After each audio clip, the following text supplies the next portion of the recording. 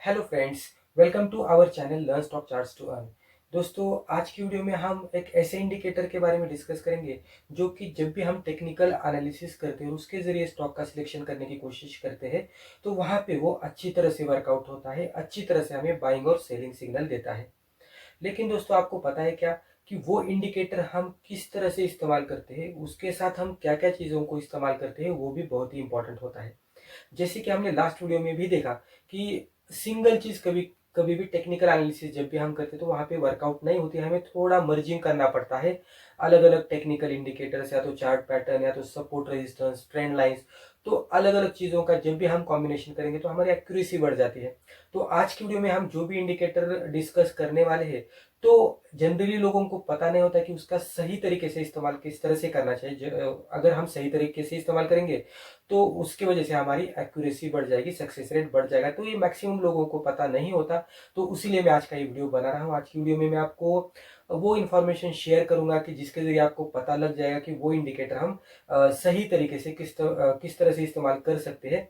Dos and don'ts भी देखेंगे वो पर्टिकुलर इंडिकेटर की, कि वो इंडिकेटर अगर हमें बाय सिग्नल देता है तो भी किस तरह की सिचुएशन में हमें उसमें बाय नहीं करना चाहिए। लेकिन अगर वही से इंडिकेटर हमें थोड़ा अलग सिनेरियो में अलग क्राइटेरिया के हिसाब से बाय सिग्नल देता है तो हमें बाइंग करनी चाहिए। तो वो अलग अलग क्राइटेरियाज भी क्या है वो भी देखेंगे। दोस्तों, कौन सा इंडिकेटर है, डूज एंड डोंट्स कौन से, और किस तरह से ट्रेडिंग करना है, हम थोड़ी देर बाद चार्ट पे जाकर देखेंगे। दोस्तों, वीडियो शुरुआत करने से पहले कहना चाहूंगा कि अगर अब तक आपने हमारे चैनल को सब्सक्राइब नहीं किया तो चैनल को सब्सक्राइब कीजिए, उसके आगे एक बेल आइकॉन आएगा उसको भी क्लिक कीजिए। बेल आइकॉन को क्लिक करेंगे तो जो भी हम वीडियोस रेगुलर बेसिस पे बनाते जाएंगे उसके नोटिफिकेशंस आपको मिलते जाएंगे और टाइमली बेसिस पे आपको वीडियो मिलेगा और आप एक भी वीडियो मिस नहीं करेंगे। दोस्तों, उसी के साथ आपको शॉर्ट टर्म के लिए स्टॉक चाहिए तो हमारे चैनल की मेंबरशिप भी आप ज्वाइन कर सकते हैं। सब्सक्राइब बटन के बाजू में आपको एक ज्वाइन बटन दिखेगा, उस पर क्लिक कीजिए, एक शॉर्ट वीडियो ओपन हो जाएगा। वहां पे हमने हमारे मेंबरशिप प्लान्स के बारे में डिस्कस किया है, तो वहां से आप वो इन्फॉर्मेशन ले सकते हैं और हमारे चैनल की मेंबरशिप भी ज्वाइन कर सकते हैं। राइट दोस्तों, तो चलिए अभी स्क्रीन पे हम देखने की कोशिश करते हैं कि वो इंडिकेटर किस तरह से हमें इस्तेमाल करना है। तो दोस्तों, आज की वीडियो में हमने जो भी टेक्निकल इंडिकेटर लिया है उसका नाम है RSI, रिलेटिव स्ट्रेंथ इंडिकेटर। दोस्तों, ये इंडिकेटर किस तरह से वर्कआउट होता है उसके बारे में जस्ट एक बेसिक इन्फॉर्मेशन आपको दे दूंगा। उसके बाद हम एक चार्ट ओपन करेंगे और चार्ट के जरिए हम समझ लेने की कोशिश करेंगे कि RSI के साथ हम सही तरीके से किस तरह से ट्रेड कर सकते हैं। दोस्तों, बहुत सारे लोग क्या करते हैं कि RSI का जो बेसिक नॉलेज रहता है वो नॉलेज गेन करते हैं और वो नॉलेज को एज इट इज चार्ट पे अप्लाई करने की कोशिश करते हैं, और बहुत बहुत बार हमें इस सिचुएशन से गुजरना पड़ता है कि जो भी हमने नॉलेज अप्लाई किया था वो अच्छी तरह से वर्कआउट नहीं हुआ, वो अच्छी तरह से वर्कआउट नहीं कर रहा है और हमें फिर लगने लगता है कि RSI इंडिकेटर अच्छी तरह से वर्कआउट नहीं होता। लेकिन ऐसा नहीं है दोस्तों, RSI इंडिकेटर भी अच्छी तरह से वर्कआउट होता है, लेकिन हमें समझ लेना चाहिए कि किस तरह से उसको यूज में लाना चाहिए, उसका प्रॉपर यूज किस तरह से करना चाहिए। जैसे कि हमने पहले भी कहा था कि इंडिकेटर अगर हम स्टैंड अलोन इंडिकेटर लेंगे और उसके साथ ट्रेडिंग करेंगे तो उतनी एक्यूरेसी हमें नहीं मिलेगी। हमारी एक्यूरेसी को बढ़ाने के लिए, सक्सेस रेट को बढ़ाने के लिए और फिर आगे जाकर रिस्क रिवॉर्ड वगैरह जो भी आगे जाकर आता है उसको भी इम्प्रूव करने के लिए हमें प्रॉपर वे से ही जाना पड़ता है। तो पहले आपको बता दूं कि RSI एक टेक्निकल इंडिकेटर है जो कि हमें कोई भी स्टॉक के या कोई भी चार्ट के ओवर बॉट और ओवर सोल्ड लेवल्स बता देता है। ये इसकी बेसिक इंफॉर्मेशन हो गई। जनरली RSI के हिसाब से जब भी कोई भी स्टॉक 30 के आसपास जाएगा तो हम कहते हैं कि वो स्टॉक उसके ओवर सोल्ड रीजन में काम कर रहा है। ओवर सोल्ड यानी क्या कि वो स्टॉक बहुत ही सस्ते लेवल पे काम कर रहा है। अभी कोई भी चीज जब भी सस्ती मिलेगी तो हम उस पर बाय कर सकते हैं, क्योंकि वो ऑलरेडी सस्ती है तो और कितनी सस्ती होगी तो वहां पे हम बाय कर सकते हैं। राइट, तो एक जनरल उसका रूल रहता है। अभी उसके ऑपोजिट जब भी कोई भी स्टॉक ट्रेड करते करते उसका RSI 70 के आसपास जाता है तो हम कहते हैं कि RSI उसके, या तो वो पर्टिकुलर स्टॉक उसके ओवरबॉट रीजन में काम कर रहा है। ओवरबॉट यानी कि वो पर्टिकुलर स्टॉक एक महंगा होकर ट्रेड कर रहा है। जब भी कोई भी चीज महंगी रहेगी तो हम वहां पे खरीदेंगे नहीं, वहां पे हम बेचेंगे। ये उसका बेसिक रूल रहता है। तो जनरली जब भी हम RSI के साथ ट्रेडिंग करते हैं तो हम क्या करते हैं कि हम जनरली सोचते हैं कि जब भी RSI 30 पे आएगा तो हमें बाय करना है और RSI जब भी 70 पे जाएगा तो हमें सेल करना है। तो इस तरह से हम करते हैं और ब्लाइंडली कभी भी हम कहाँ पे भी RSI कोई भी स्टॉक का 30 पे जाने के बाद पोजीशन बना लेते हैं और फिर आगे जाकर स्टॉप लॉस हिट होता है। फिर हमें लगने लगता है कि RSI का तो रूल था ये, लेकिन ये क्यों नहीं वर्कआउट हो रहा है। तो इसीलिए मैं आज का वीडियो बना रहा हूँ। यहाँ पे हमें क्या चीज कौन सी चीज को इम्प्रूव करना पड़ेगा, इसके साथ हमें क्या मर्ज करना पड़ेगा, इसके सीक्रेट्स क्या है, वो इन्फॉर्मेशन शेयर करने के लिए मैं आज का वीडियो बना रहा हूँ। तो चलिए मैं अभी अगला चार्ट ओपन करता हूँ। यह भी अगला चार्ट है, इसके जरिए हम समझ लेने की कोशिश करते हैं कि RSI को किस तरह से इस्तेमाल करना चाहिए। दोस्तों अभी ये चार्ट कौन सा है, स्टॉक कौन सा है, कुछ भी लेना देना नहीं है, हमें खाली ये चार्ट है, कैंडलस्टिक चार्ट है, डेली चार्ट है और नीचे हमने RSI लिया है। अभी यहाँ पे खाली हमें इतना ही देखना है कि RSI किस तरह से वर्कआउट होता है, हमें RSI के साथ कौन सी चीजों को मर्ज करना पड़ेगा, RSI में हमें क्या डोंट्स है और RSI ट्रेडिंग करते समय हमें क्या डूज को अप्लाई करना पड़ेगा। जैसे कि हम कहते हैं डूज एंड डोंट्स, तो कौन से डूज है और कौन से डोंट्स है वो भी हम देखेंगे। तो पहले मैं आपको बता दूं कि यहाँ पे क्या हुआ है दोस्तों, यहाँ पे नीचे हमने RSI लिया है, ये हमारा प्राइस चार्ट है। अभी पहले यहाँ पे मैं ज्यादा इंफॉर्मेशन इस तरह से नहीं बताऊंगा कि आपको थ्योरेटिकल लगेगी, कि थ्योरेटिकल इंफॉर्मेशन हमें पहले से ही पता है। मैं प्रैक्टिकली आपको एक दो तीन चीजें यहाँ पे क्लियर करने की कोशिश करूंगा। ये खाली आपको इस्तेमाल करना है आपकी ट्रेडिंग स्ट्रेटेजी में और डेफिनेटली आपका रिजल्ट जो है, सक्सेस रेट जो है वो इंप्रूव हो जाएगा। दोस्तों अभी मैंने यहाँ पे पहले डाउन ट्रेंड का एग्जाम्पल लिया, ये जो येलो लाइन हमने इस तरह से डाउन ट्रेंड में दिखाई है, ये स्टॉक पहले डाउन ट्रेंड में ट्रेड कर रहा था। अभी दोस्तों यहां से आप समझ सकते हैं कि वर्टिकली ये स्टॉक निचले साइड में मूव हो रहा था। जब भी इस तरह से कोई भी स्टॉक पैनिकली निचले साइड में आता है ना, तो बहुत बार आपको RSI यहाँ पे 30 पे मिलेगा, राइट। तो अभी ये कैंडल आप देख सकते हैं, यहाँ पे में भी 30 रहेगा, यहाँ पे भी में भी 30 रहेगा, यहाँ पे नीचे जाने का और भी नीचे जाने के बाद यहाँ पे में भी 20 रहेगा, फिर कभी कभी उसके भी नीचे जाएगा। तो ये इस तरह से वो नीचे नीचे जाकर 30, 20, फिर कभी कभी 15, 18 इस तरह से वो वैल्यू चेंज करते करते जाएगा। तो हम यहाँ पे बाय करेंगे, स्टॉप लॉस हिट हो जाएगा, यहाँ पे बाय करेंगे, स्टॉप लॉस हिट हो जाएगा। फिर हमें लगने लगेगा कि यहाँ पे RSI तो 30 था लेकिन फिर भी स्टॉक नीचे आ रहा है, तो हमें लगेगा कि RSI का रूल यहाँ पे अप्लाई नहीं हो रहा है। तो दोस्तों ये भी हमें बात ध्यान में रखनी होगी कि कभी भी इस तरह की भी सिचुएशन बनती है कि अगर कोई सिक्योरिटी ओवरसोल्ड है तो it becomes oversold for particular time.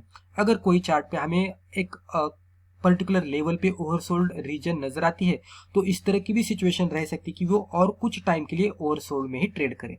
तो इसीलिए इस तरह की सिचुएशन आती रहती है। तो यहाँ पे हमें यहाँ पे हमें क्या नहीं करना है, जब भी कोई भी स्टॉक RSI 30 पे आता है तो यहाँ पे ब्लाइंडली पोजीशन नहीं बनानी है, इसका डोंट हो गया। तो RSI 30 दिखा, हमने पोजीशन बनाई, तो ये नहीं करना है, तो ये इसका डोंट हो गया। अभी मैं बताऊंगा डूज, यानी कि इसमें हमें क्या करना है, एक एक ही बात बताऊंगा लेकिन आपको ये क्लियर हो जाएगा। अभी यहाँ पे आपको डोंट के बारे में पता लग गया कि RSI 30 यानी कि बाय नहीं करना है हमें। इस तरह से करते बैठेंगे तो बहुत बार स्टॉप लॉस हिट हो जाएगा, राइट, क्योंकि मैंने ये लेवल पे बताया कि बहुत बार यहाँ पे हमें RSI 30 के आसपास मिलेगा, राइट। अभी यहाँ पे जाने के बाद यहाँ पे फिर से हमें RSI 20, 30 के बाद आसपास आता हुआ दिखेगा और यहाँ पे हमें रिवर्सल दिखेगा। तो यहाँ पे ऐसा क्या हुआ, यहाँ पे भी RSI 30 था और यहाँ पे भी RSI 30 था, लेकिन यहाँ से वो नीचे आ गया और यहाँ से ऊपर चला गया। उसके पीछे का रीजन क्या है, तो हमें यहाँ पे RSI और एक चीज के साथ मर्ज करना पड़ेगा, उसे हम कहते हैं सपोर्ट। दोस्तों सपोर्ट एक ऐसी जगह रहती है कोई भी चार्ट पे जहां पे स्टॉक जाने के बाद वहां पे डिमांड आना शुरू हो जाता है, वहां पे लोग इन्वेस्ट करना या तो ट्रेडिंग करना, बाइंग करना शुरू कर देते हैं और वहां पे रिवर्सल आता है। तो इसीलिए हमें RSI को सपोर्ट के साथ मर्ज करना पड़ेगा। तो ये हमारा डूज हो जाता है, यानी कि हमें क्या करना चाहिए कि कभी भी RSI को सपोर्ट के साथ मर्ज करना पड़ेगा। अभी ये यहाँ से हम कंसिडर कर लेते हैं और आगे जाकर हम देखते हैं। यहाँ पे मैंने पॉइंट आउट किया है, उसके हिसाब से हमने यहाँ पे RSI की वैल्यू ली है, तो इसके हिसाब से मैंने ये जो डॉटेड व्हाइट डॉट दिखता है आपको, तो यहाँ पे मैंने एनालिसिस किया है। तो इसके जरिए हम समझ लेने की कोशिश करते हैं। अभी ये हमने देख लिया, यहाँ से स्टॉक ऊपर आ गया, फिर थोड़ा साइडवे में चला गया और फिर से नीचे आने के बाद यहाँ पे फिर से हिट किया। अभी यहाँ पे आने के बाद यहाँ से यहाँ तक जब भी आया स्टॉक, तो यहाँ पे भी मे बी RSI 30 के आसपास रहेगा, लेकिन यहाँ से ऊपर नहीं गया वो, यहाँ पे आने के बाद यहाँ से ऊपर गया। तो हमें क्या करना है कि जब भी पिछला सपोर्ट हमें देखना है, रिसेंट सपोर्ट क्या था, ये स्टॉक यहाँ पे ट्रेड कर रहा होगा, मान लीजिए यहाँ पे ऊपर ट्रेड कर रहा है, तो हमें इतना ही करना है कि रिसेंट स्ट्रॉन्ग सपोर्ट हमें चार्ट पे कहाँ पे मिलता है। तो रिसेंट स्ट्रॉन्ग सपोर्ट हमें यहाँ पे मिल रहा है, तो पहले हम यहाँ पे सपोर्ट लाइन मार्कआउट करेंगे और let stock comes to this level, हम स्टॉक को ये लेवल पे आने देंगे और ये लेवल पे आने के बाद हम यहाँ पे जब भी स्टॉक ऊपर से नीचे आकर ये हमारे हॉरिजॉन्टल लाइन के सपोर्ट को हिट करेगा, तो हम वहां पे फिर से RSI की वैल्यू देखेंगे। अभी यहाँ पे व्हाइट डॉट के आसपास जब भी मैंने पॉइंट आउट किया, तो यहाँ पे RSI की वैल्यू आप देख सकते हैं 34 के आसपास है। तो ओवरसोल्ड रीजन 30 पे रहती है, तो 30 के आसपास है। तो यहाँ पे हम कह सकते हैं कि RSI हमारा ओवरसोल्ड रीजन में है। और दूसरा एक कॉन्सेप्ट हमने इसके साथ मर्ज किया कि वो स्ट्रॉन्ग सपोर्ट पे है। तो जब भी RSI ओवरसोल्ड मिलेगा स्ट्रॉन्ग सपोर्ट पे, तब हमें बाय करना है। और उसके बाद आप देख सकते हैं स्टॉक में अपर साइड की मूवमेंट आ गई, राइट। तो इस तरह से करना है। तो पहली बात कि ये बात आपको समझ लेनी होगी कि अगर RSI ओवरसोल्ड है तो वहां पे बाय करना है, ऐसी सिचुएशन नहीं बन सकती मैक्सिमम टाइम पे। अगर कोई सिक्योरिटी ओवरसोल्ड है तो वो कंटिन्यूअसली कुछ टाइम के लिए ओवरसोल्ड रह सकती है। उसका ही ऑपोजिट, अगर कोई स्टॉक ओवरबॉट है तो वो कुछ समय के लिए ओवरबॉट रीजन में भी रह सकता है। मान लीजिए कि अगर कोई स्टॉक का या कोई चार्ट का RSI 70 के ऊपर ट्रेड कर रहा है, तो ऐसी बात हो सकती है कि बहुत सारे टाइम के लिए वो 70 के ऊपर ही ट्रेड करेगा, ओवरबॉट रिमेंस ओवरबॉट, और वो ऊपर ही जाते रहेगा, राइट। इस तरह की सिचुएशन बन सकती है। लेकिन इसको भी टैकल करने के लिए हमें क्या करना है कि RSI को कहाँ पे भी बाय करने के बजाय और कहाँ पे भी सेल करने के बजाय हमें क्या करना है कि RSI को हमारे सपोर्ट के आसपास मर्ज करना है, सपोर्ट के साथ मर्ज करना है। तो हमें पहले RSI को तो देखना ही है। जब भी हमें कोई स्टॉक का RSI ओवरसोल्ड रीजन में मिलता है तो वहां पे हमें देखना है। अभी मान लीजिए हमने RSI के हिसाब से ये स्टॉक हमने यहाँ पे इसे सिलेक्ट किया, तो हमें पहले यहाँ पे देखना है कि प्रीवियस कहाँ पे तो हमें सपोर्ट मिलता है क्या। तो RSI यहाँ पे 30 के आसपास था, ओवरसोल्ड था, हमने हॉरिजॉन्टल लाइन मार्कआउट किया और यहाँ पे हमें सपोर्ट दिख गया। तो यहाँ पे मर्जिंग किस तरह से हो गई, स्ट्रेटेजी किस तरह से हो गई कि RSI is oversold at strong support. तो RSI जब भी हमें ओवरसोल्ड मिलेगा स्ट्रॉन्ग सपोर्ट पे, तो हमारे लिए वो अपॉर्चुनिटी बन जाती है बाइंग करने की। यहाँ पे हम बाइंग करेंगे तो डेफिनेटली स्टॉक में अच्छा खासा मोमेंटम मिलेगा, अच्छे खासे मोमेंटम के साथ अपर साइड की मूवमेंट आएगी और स्टॉक हमें कुछ ही समय में बहुत ही अच्छा खासा रिटर्न, वो भी रिस्क रिवॉर्ड के साथ दे देगा। तो बस यही सीक्रेट है दोस्तों। बहुत सारे लोग ज़्यादातर जो बिगिनर लेवल के लोग हैं ये गलती करते हैं। तो ये आपको थोड़ा इंप्रूव करना है कि RSI के साथ आप बहुत अच्छी तरह से ट्रेड कर सकते हैं, लेकिन इसको आपको खाली एक सपोर्ट अच्छी तरह से ढूंढने को आपको आना चाहिए, उसके साथ आपको इसको मर्ज करना है। आपकी डेफिनेटली एक्यूरेसी बढ़ जाएगी। धीरे धीरे आप मनी मैनेजमेंट अप्लाई करना शुरू कर दीजिए अगर आप करते नहीं होंगे तो। और रिस्क रिवॉर्ड के साथ ट्रेडिंग करेंगे तो आपको यहाँ पे एक्यूरेसी के साथ सक्सेस रेट तो मिलेगा, लेकिन उसी के साथ रिस्क रिवॉर्ड भी मिलेगा और अच्छा खासा प्रॉफिट भी मिलेगा। तो ये थोड़ा आप करने की कोशिश कीजिएगा। डेफिनेटली आपको थोड़ा अच्छा खासा एक्सपीरियंस फिर आगे जाकर मिलता जाएगा स्टॉक मार्केट में, और आपके नॉलेज में भी इंप्रूव होगा और स्ट्रेटेजी में भी इंप्रूव होगा। तो दोस्तों मुझे लगता है रिस्पेक्टिव वीडियो में हमने जो भी डिस्कस किया इससे आपको जरूर फायदा हुआ होगा। दोस्तों एज अ डिस्क्लेमर, इस चैनल पे हम जो भी डिस्कस करते रहते हैं वो पूरी तरह से एजुकेशनल पर्पज है, तो आप इसे एजुकेशनल पर्पज ही ले लीजिएगा। इसको देखकर आप प्लीज ट्रेड मत कीजिएगा। तो दोस्तों आज के लिए बस इतना ही। Thank you.